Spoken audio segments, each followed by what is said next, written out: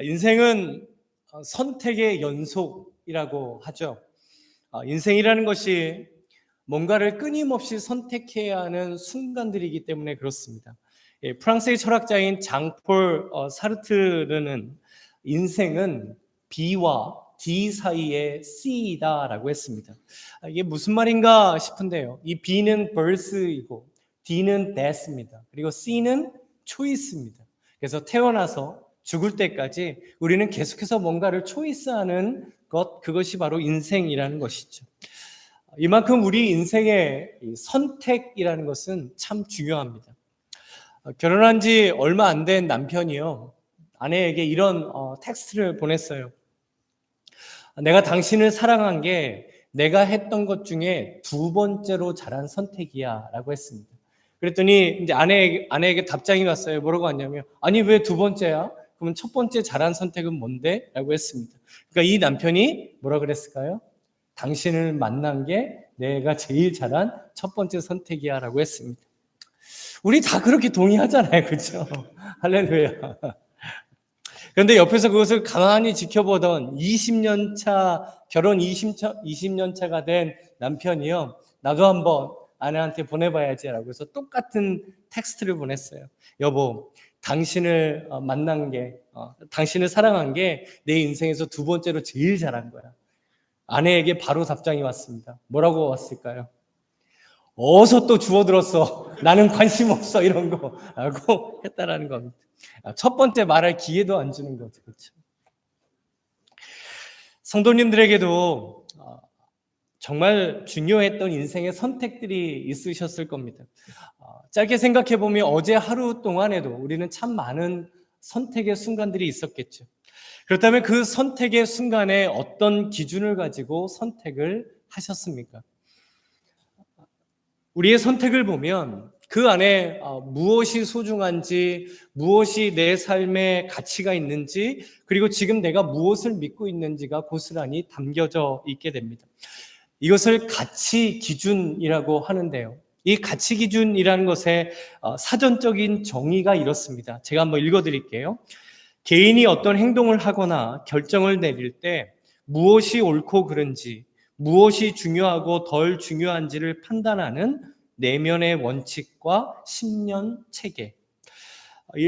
실제 생활 속에서 우리가 선택을 할 때 우리는 각자가 가지고 있는 이 가치 기준이라는 것을 따라 선택을 하게 됩니다. 예를 한번 들어보죠. 우리가 물건을 살 때요, 가격을 중요하게 볼 것인가 아니면 품질을 중요하게 볼 것인가에 따라서 우리의 선택이 달라지게 됩니다. 아시는 것처럼 제가 커피를 참 좋아하잖아요. 커피를 좋아하는 사람에게는요, 가격이 가치 기준이 되면 양으로 승부하는 커피 빈을 사게 됩니다. 그러면 뭘 살까요? 커스코에서 이따만한 그 커피 빈을 사요. 그런데 품질이 가치 기준이 되면, 맛이 가치 기준이 되면 어떨까요? 가격이 조금 비싸더라도 정말 맛있는 커피 빈을 선택하게 될 겁니다. 그리스도인의 신앙생활 역시 이 가치 기준이라는 것을 통하여 선택하며 살아가게 됩니다. 성경에 보면 이 가치 기준이라는 것에 따라서 선택이 달라질 수 있다는 것을 보여주는 한 장면이 있습니다. 요한복음 12장에 보면 예수님께서 제자들과 함께 베다니라는 동네로 들어가셨어요. 그때 마리아라는 여인이 향유옥합을 가지고 나와서 그 향유를 깨트리고 예수님의 발을 씻기고 자신의 머리카락으로 그 주님의 발을 닦아드리게 되죠.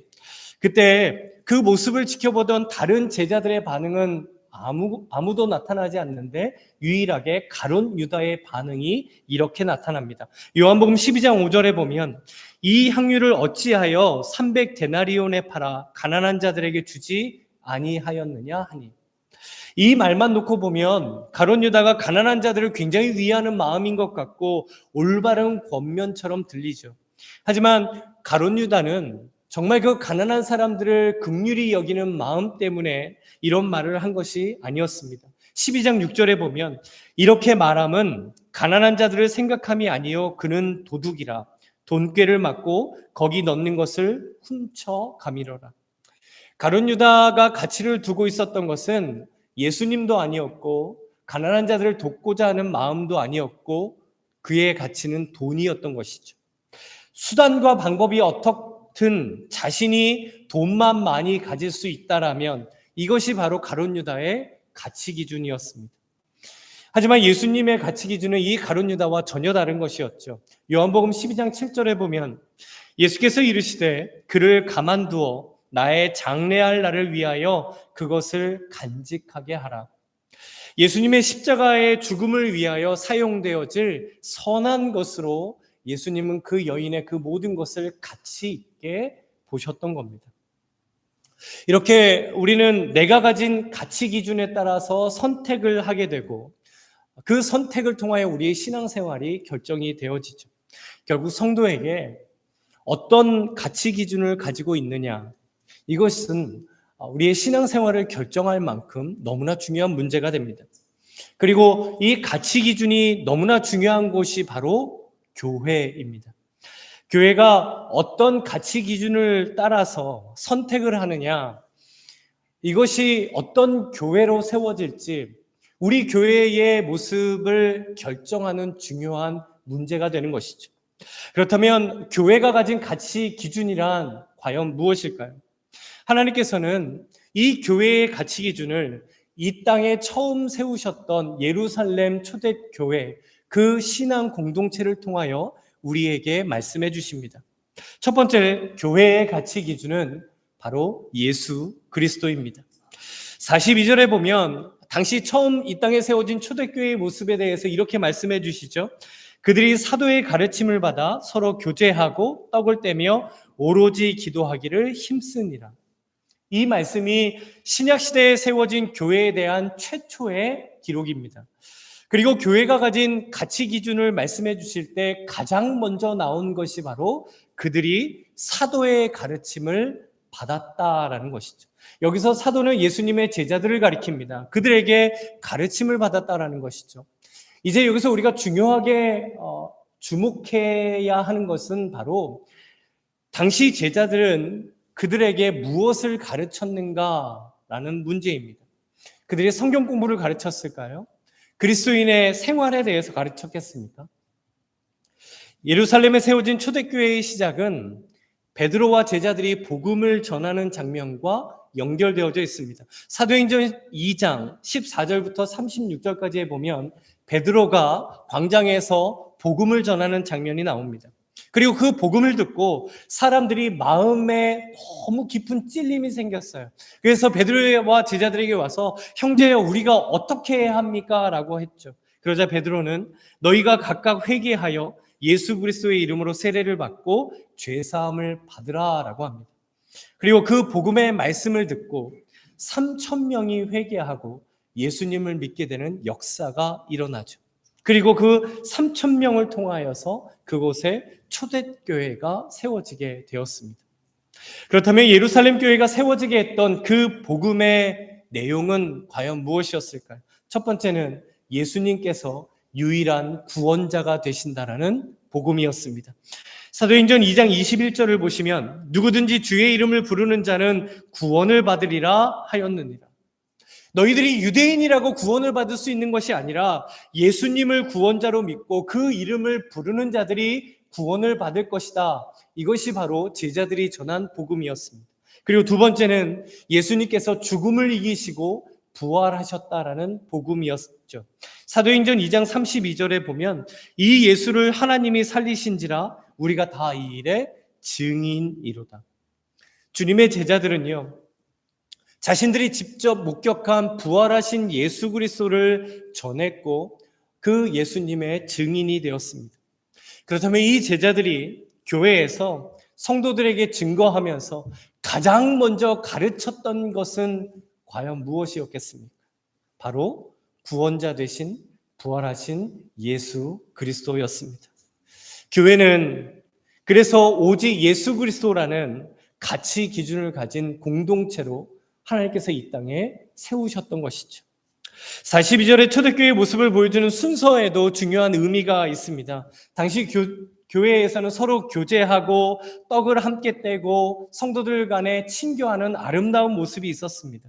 그런데 이 아름다운 교회의 모습의 시작점은 바로 사도의 가르침을 받아 예수 그리스도, 바로 이 예수 그리스도가 그 교회의 모든 것의 시작점이 되었다라는 것이죠.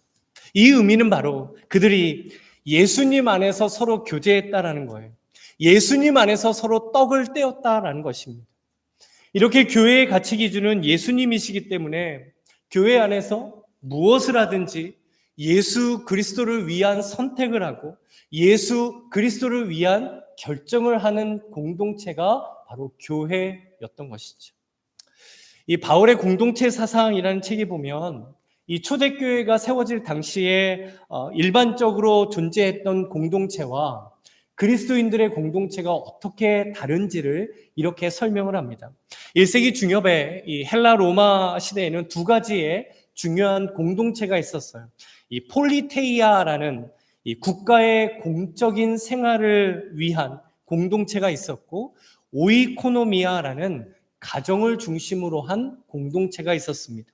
그런데 로마가 강대국이 되면서부터 이 국가를 위한 이 공동체는 극소수의 사람들만이 들어갈 수 있는 공동체가 되었죠. 그래서 당시 많은 사람들이요, 이 오이코노미아라는 가정 공동체 안에서 소망과 희망을 발견해 보고자 했습니다. 그런데 그 가정 공동체를 통해서 당시 사람들이 가지고 있는 그 열망이 충족되지를 않았어요. 그래서 사람들은 자발적으로 이 자신들이 가진 욕구를 충족시키기 위해서 이 모임, 그룹, 공동체라는 것을 만들기를 시작을 했습니다. 어떤 모임은 정치, 어떤 모임은 군사, 스포츠, 상업, 공예, 예술, 철학, 이런 공통된 목적을 가진 사람들끼리 모이게 되었던 것이죠. 그때 사람들이요, 이 공동체의 원칙을 정했는데 그것을 코이노니아라고 불렀습니다. 헬라어로 이 코이노니아는 교제, 친밀한 연합이라는 뜻이 되었죠.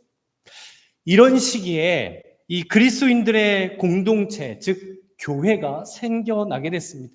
그래서 당시 사람들은요, 그리스도인들의 공동체를 전혀 거부감 없이 이상하지 않게 바라보았죠. 왜 그랬을까요? 자기들도 코이노니아를 통해서 모이는 공동체가 있었거든요. 그래서 저 사람들의 모임은 예수라는 사람을 따르는 그런 코이노니아를 가진 또 하나의 공동체 중에 하나이구나라고만 생각을 했던 겁니다. 하지만 이 그리스도인들의 공동체는 기존에 있던 공동체와는 전혀, 그리고 완전히 달랐죠. 그 차이점을 42절 말씀을 통해 우리가 깨닫게 됩니다.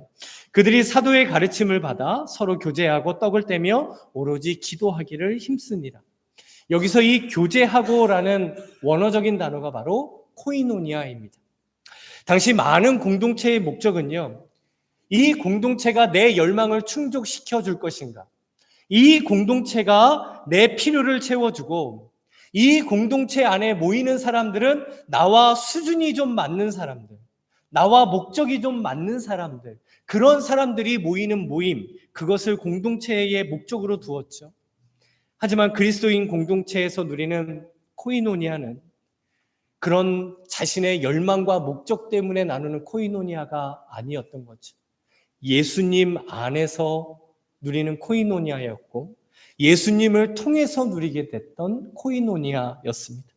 그래서요, 당시 교회 안에는 신분과 수준에 맞는 사람들의 그런 코이노니아가 아니라 예수님을 믿는 사람들이 신분과 수준을 초월하여서 코이노니아를 누리던 공동체가 되었던 것입니다. 주님 안에 사랑하는 성도 여러분, 교회는 예수 그리스도라는 가치 기준을 가진 신앙 공동체입니다. 예수님이 머리가 되시고 예수님이 주인이 되시고 예수님이 본질이 되시기 때문에 하나님께서 세우신 이 교회 공동체를 통하여 드러나셔야 하는 분은 바로 예수 그리스도 한 분뿐이신 것이죠. 그런데 만약 교회에서 예수 그리스도보다 더 앞서는 가치가 있으면 어떻게 될까요? 교회에서 예수 그리스도가 아닌 다른 것이 우리가 연합하는 목적이 되면 어떻게 되겠습니까? 다른 것이 이 교회의 가치 기준이 된다면 그때 바로 교회의 본질이 무너지게 되는 겁니다. 우리 주손길 교회의 가치 기준은 예수 그리스도인 줄로 믿습니다. 아멘. 그래서요, 그 누구라도, 아니, 주손길 교회의 최고의 가치는 무엇입니까? 아니, 주손길 교회에서 가장 중요한 건 뭐예요? 주손길 교회에서 모든 일을 결정하는데 그 기준은 어디에 두십니까? 라고 묻는다면 우리의 대답은 무엇이 되어야 할까요? 무엇이 되어야겠습니까? 오직 예수 그리스도입니다. 이렇게 당당하게 대답할 수 있는 우리 주손길 교회 되기를 간절히 소망합니다. 아멘. 그렇다면 이 예수 그리스도라는 가치 기준을 저와 성도님들의 삶을 통해서, 그리고 우리 주손길 교회라는 공동체를 통해서 그것을 증명할 수 있어야 합니다. 왜 그럴까요? 예수님이 우리의 가치 기준입니다 라고 말은 할 수 있겠지만, 그렇게 말은 하겠지만 얼마든지 예수님이 아닌 내가 주인인 것처럼, 예수님이 아닌 다른 가치들을 더 중요하게 내세울 수도 있고, 예수님이 원하시는 것보다 내가 원하는 것들을 더 중요한 가치 기준으로 세울 수 있기 때문입니다. 예수님의 몸된 우리가 주님의 피값으로 세우신 이 교회가 세상과 구별된 예수 그리스도의 심장을 가지고, 예수 그리스도의 십자가의 은혜와 능력을 가지고, 그래서 그 십자가 때문에 나를 부인하고 그 십자가 때문에 내가 죽어서 예수님처럼 낮아지고 예수님을 닮아 섬기며, 그래서 세상의 그 어떠한 가치 기준이 아니라 예수 그리스도라는 이 가치 기준을 가지고 살아갈 때, 그 가치 기준이 우리의 삶을 통하여 드러날 때, 그 가치 기준이 우리 주손길 교회라는 공동체의 순간순간 모습 가운데 드러날 때 우리 교회가 주님의 몸된 교회가 되는 것이죠. 이것이 교회의 본질입니다. 진심으로 우리 주손길 교회가 다른 그 어떤 것보다 오직 우리 주 예수 그리스도를 선명하게 드러나는 교회 되기를 주님의 이름으로 간절히 소망합니다. 아멘. 그리고 두 번째 교회의 가치 기준은 자발적으로 함께하는 신앙 공동체입니다. 우리 44절부터 보시면 교회 안에 일어난 모습들이 열거가 됩니다. 44절에 보면 믿는 사람이 다 함께 있어 모든 물건을 서로 통용하고 교회 안에서 자신의 물건을요 서로 공동으로 소유하고 서로 나누면서 사용했다라는 겁니다. 45절에 보면 또 재산과 소유를 팔아 각 사람의 필요를 따라 나눠주며 라고 하죠. 여기서 이 재산과 소유라고만 되어 있지만 원어 문장을 보면요, 이 재산과 소유 앞에 정관사가 붙어 있습니다. 그래서 그 재산, 그 소유라는 뜻이 되죠. 이게 무슨 의미일까요? 44절에 나오는 믿는 사람들, 그러니까 교회 안에 있었던 그리스도인들이 가진 개인적인 재산과 소유라는 뜻입니다. 분명히 이건 내 소유고 내 물질이고 내 재산이었죠. 그런데 자신의 소유를 내려놓고 그것을 사랑하는 지체들과 함께 사용하고 또 물질이 필요한 지체들을 위해서 서로 돕고, 그런 일들이 실제로 교회 안에서 일어났다라는 겁니다. 그리고 중요한 사실은 서로 통용하고 나눠주며 라는 이 단어들이 모두 능동태로 기록이 되어져 있다라는 것이죠. 이게 무엇을 의미할까요? 누가 시켜서 하지 않았다라는 거예요.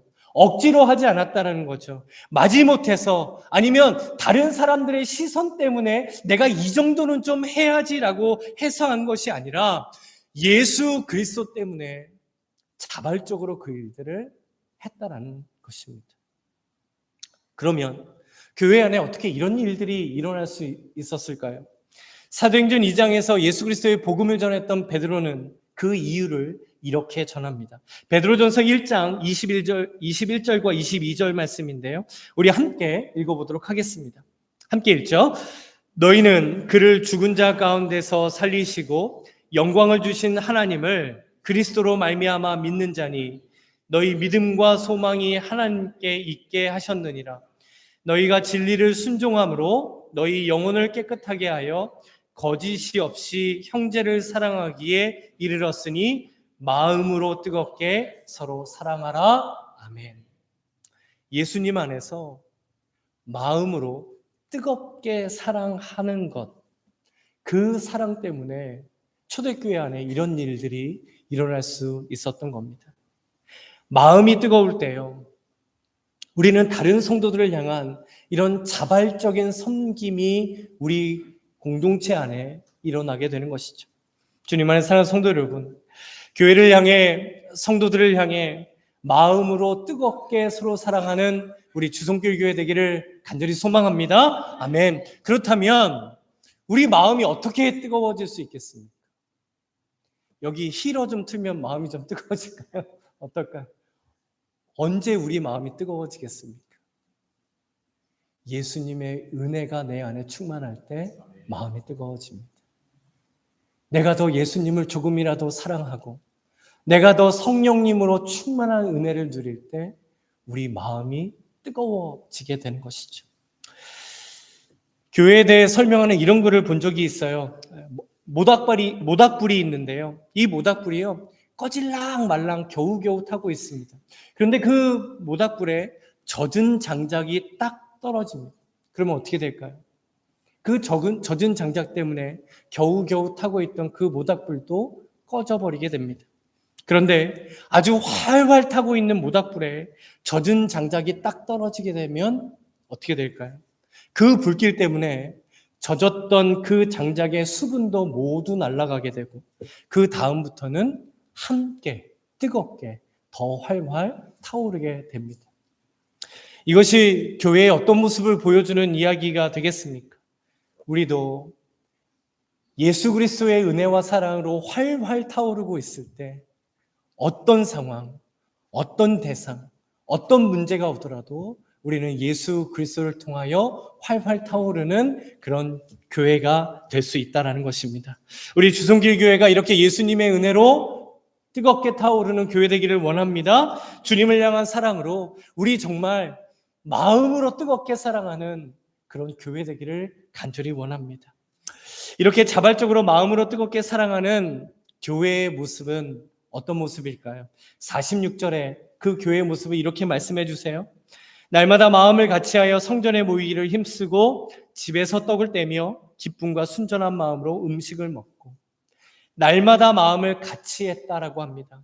이것이 바로 주님 안에서 마음으로 뜨겁게 사랑하고 서로를 섬겨주는 신앙 공동체의 모습입니다. 주 안에 사랑하는 성도 여러분, 교회는요, 그래서 절대로 소비 공동체가 되어서는 안 됩니다. 소비라는 게 뭐죠? 서비스를 제공하는 사람이 있고요, 그 서비스를 받고 대가를 지불하는 사람이 있는 것이 소비 경제 활동입니다. 교회는 절대 소비 공동체가 될 수 없습니다. 왜냐하면 교회는 서비스를 내가 받고 내가 만족하기 위해서 나오는 공동체가 아니기 때문입니다. 내가 예수 그리스도를 믿고 자발적으로 섬기는 자리로 가는 것이 교회 공동체이기 때문입니다. 왜 그럴까요?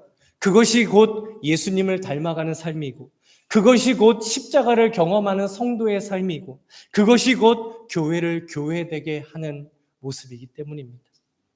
이렇게 자발적으로 순종하는 그리스도인들을 통해서 교회가요, 함께하는 신앙 공동체로 세워지게 됩니다. 교회의 머리는 예수 그리스도이고 교회는 주님의 몸인 줄로 믿습니다. 그래서 예수 그리스도의 십자가의 능력과 은혜를요, 가장 선명하게 볼 수 있는 공동체가 바로 교회입니다. 그리고 그 예수님의 십자가의 능력과 은혜를 실제적으로 가장 많이 경험해야 하는 곳이 어디일까요? 바로 교회입니다. 교회라는 신앙 공동체의 본질에 대해서 에베소서에 이렇게 말씀해 주셨어요. 너희는 사도들과 선지자들의 터 위에 세우심을 입은 자라.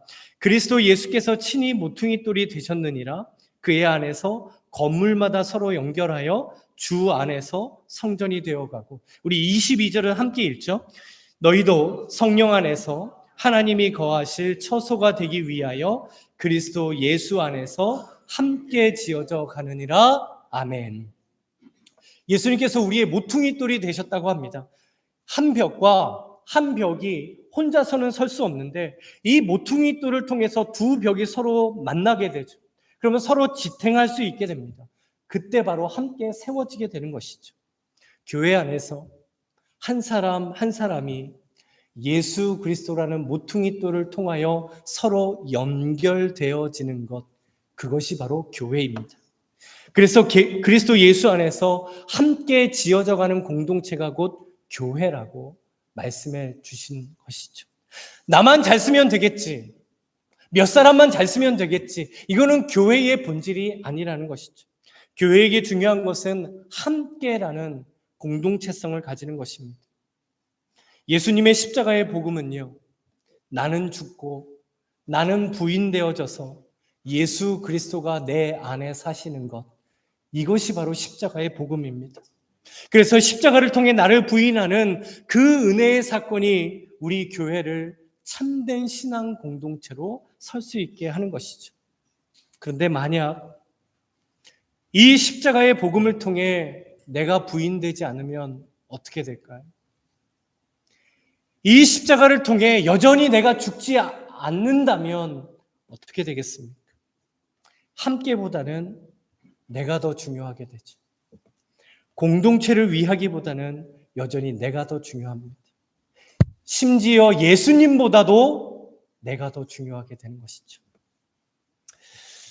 링겐만 효과라는 말이 있어요. 독일의 심리학자였던 맥시밀리언 링겔만이 한 실험을 합니다. 어떤 실험을 했냐면 줄다리기 실험을 해요. 한쪽에 이제 묶어놓고 줄이 당겨지는 힘을 측정하는데 참가자들이 줄을 당길 때 얼마나 힘을 쓰느냐를 이렇게 측정하는 실험이었습니다. 처음에는 한 사람이 당기고 그 다음엔 두 사람, 그 다음 세 사람, 그 다음 8명으로 실험을 했어요. 그 결과가 어땠을까요? 라고 했을 때 딱 떴어야 되는데 이게 먼저 떴죠. 혼자 할 때는요, 그 사람이 100% 힘을 써서 당겼어요. 그런데 2명이 할 때는 93%의 힘만 씁니다. 3명이 할 때는 85%의 힘만 써요. 그리고 나머지 8명이 할 때는 각 사람이 64%의 힘만 쓰더라는 겁니다. 사람의 수가 늘어나면 늘어날수록 공헌도가 떨어지더라는 것이 이 실험의 결과이죠. 왜 이런 실험 결과가 나왔나? 이 사람이 분석을 해보니까 사람들에게 이런 마음이 있었던 거죠. 누가 힘쓰겠지? 내가 힘쓰지 않아도 저 사람이 더 열심히 땡기겠지. 참여하는 구성원이 많을수록 나 하나쯤이야 조금 힘줘도 괜찮겠지.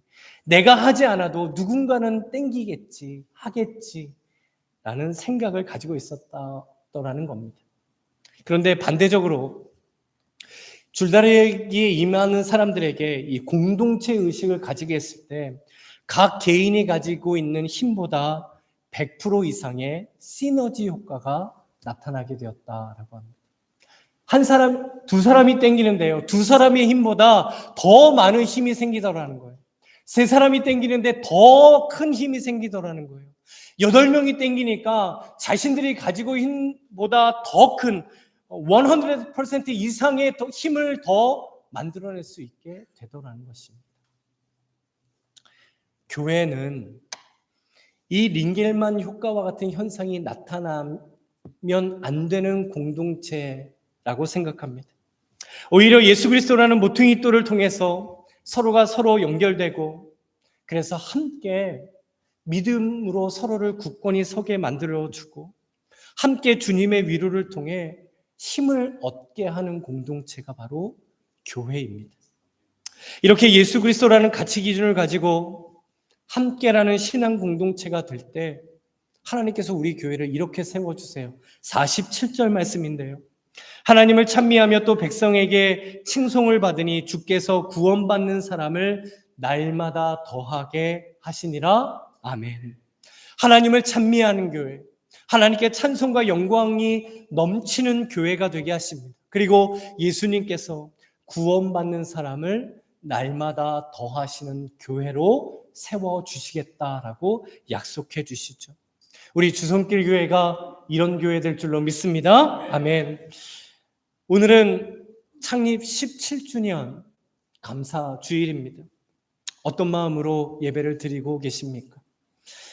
우리는 이제 앞으로 주님이 다시 오실 때까지 우리 주손길 교회를 하나님을 찬미하고 구원받는 사람이 날마다 더해지는 복음의 역사가 살아 움직이는 그런 교회 되기를 간절히 원합니다.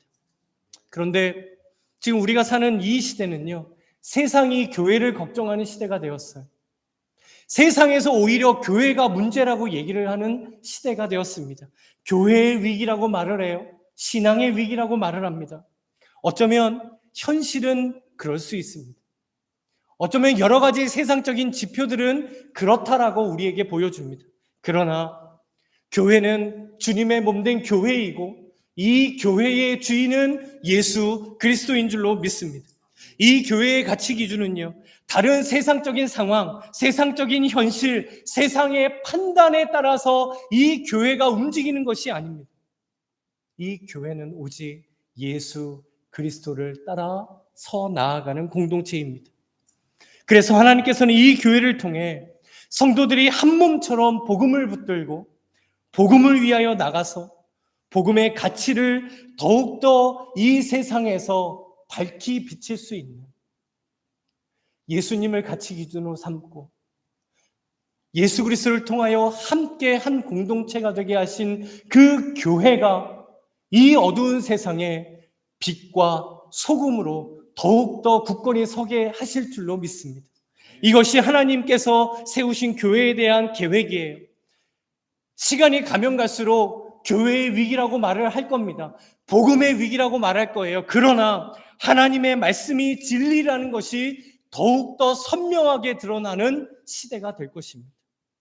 점점 교회가 예수님이라는 신앙 공동체라는 것이 증명되어서 예수 그리스도라는 그 세상의 빛이 어두운 세상을 향해 더욱 강력한 빛을 비추도록 하나님께서 하실 것입니다. 그래서 이런 교회가 세상의 소망인 것이죠. 세상에서 교회에 소망이 없다라고 자꾸 얘기해요. 자꾸 힘을 빼뜨려요. 신앙생활 어렵다라고 많은 사람들이 이야기합니다. 그러나 예수 그리스도를 위하여 살아갈 때 더욱더 하나님께서 우리를 지키시고 우리에게 복음의 능력을 더하시며 이 교회를 더욱더 거룩하고 영광스러운 주님의 몸된 교회 되게 하실 줄로 믿습니다. 우리 이 소망과 이 비전을 가지고 우리 주손길 교회를 세워가기를 소망합니다.